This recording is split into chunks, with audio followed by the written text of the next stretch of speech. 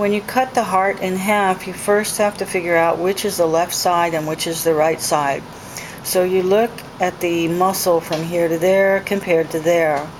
The left side, the left ventricle will be thicker.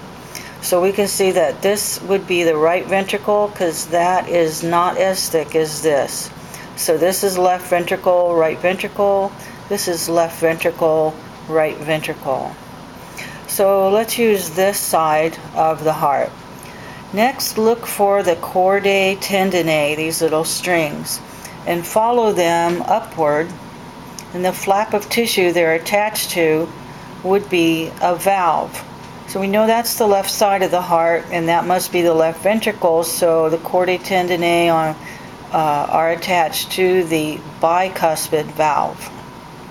On the right side of the heart, the chordae tendineae would be attached to the tricuspid valve up here.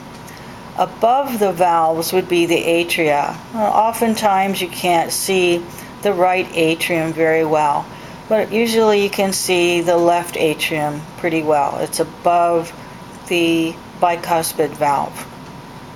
This is the apex of the heart here.